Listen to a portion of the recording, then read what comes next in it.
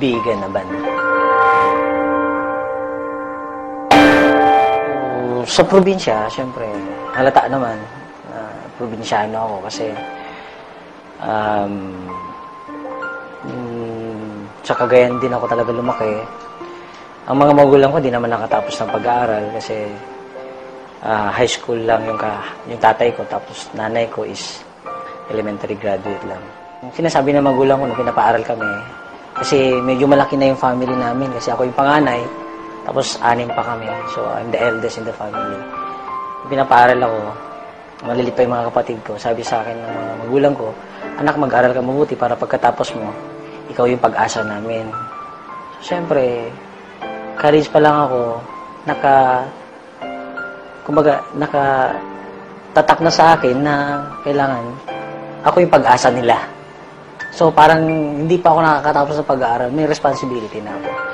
So, kahit mahirap ang buhay namin noon, kinaya namin. Part-time ako kung saan-saan. Naranasan ko nga naging, nakikigapas sa bukid.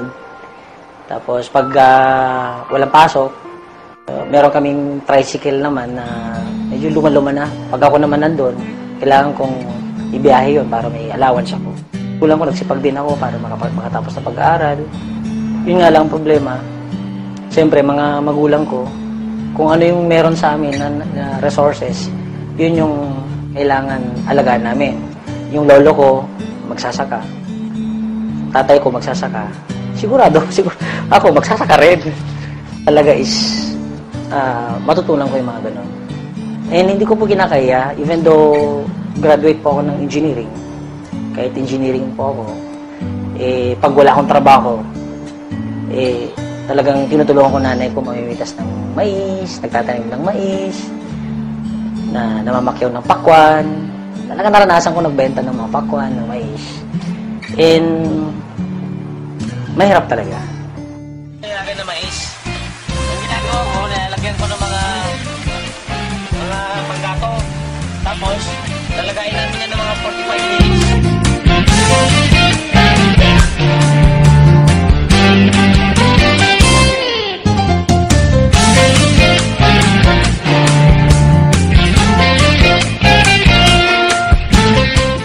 Ito yung sinasakyan ko dati.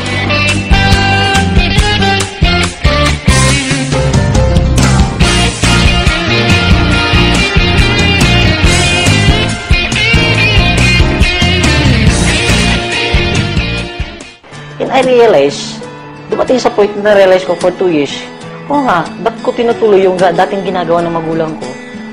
For the past 2 decades, 20 years na nilang ginagawa yun, walang nangyayari sa buhay nila. Tapos tutuloy ko. Sabi ko, hindi. Wala lang pag-asa pag ganito. Alam ko, yung lolo ko kasi may pinamanang kalabaw sa tatay ko. Sigurado, ipapamana sa akin yung kalabaw. Wala akong magawa. Sabi ko, yung kalabaw na lang kaya ibenta ko. So, halos lahat ng mga alam kong pwedeng ibenta namin para makapag-start kami sa global. Naalala ko, sabi ko, dahil sa 7989 hindi ako nag-join. Ngayon, dahil sa 790 kailangan nag-join ako.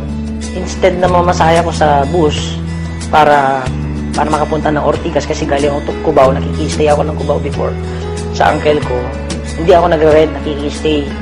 Walang pambayad. Akong pera di ba?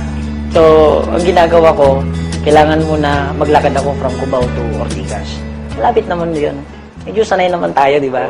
Hindi ko mapigilan Pero alam mo bakit napaiyak ako? Napipray ako Lord, kung ito yung opportunity na pwede makapagbago ng buhay namin, gawin mo to. Bigyan mo ako ng pagkakataon na gawin ko to. And alam mo yun, hindi ko makalimutan.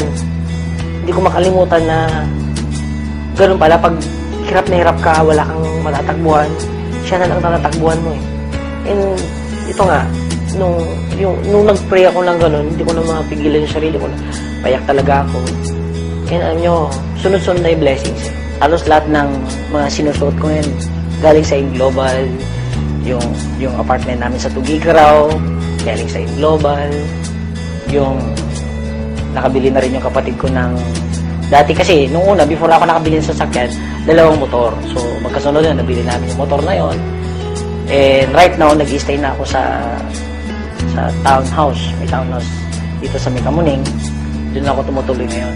Naniniwala ako may mangyari sa akin. So, nagtuloy-tuloy ako in just 8 months time. Kabila ako ng brand new na sasakyan. Dati ho, nakasakay lang ako kalabaw. Kung dati kalabaw ang sinasakyan ko, ito na yung first car. Is yung namimigay kami sa mga bata, nagpapakain kami sa bata, tapos nagpa-parlor. Yun po yung ginagawa ko nung bata ko na pupunta ako sa mga mayayaman para lang makatikim ng mga masasarap na pagkain tuwing Pasko. Simple lang naman ang nagmamotivate sa akin eh.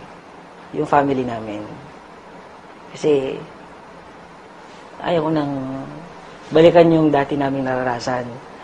Yung point na halos hindi ka na makakain, na yung mga tao na lalapitan mo, akala nila talagang tatakbuhan ka nila. Bakit? Akala nila utangan mo sila. Pag wala ka palang talagang pera, iniwanan ka. Eh, ayaw ko na maranasan yan. Kaya inalagaan ko po ng buong puso ko, buong buhay ko, yung binigay sa aking opportunity ng AIM Global. Taos puso ako nagpapasalamat sa management ng AIM Global, lalong-lalo na, siyempre, kay Doc Ed, Sir Francis at Sir Jan Aspirin. Kung wala sila, ako hindi lalaki ng ganito. Sobrang laki ng AIM Global. Kung wala kayo, wala ako sa pinangalagyan.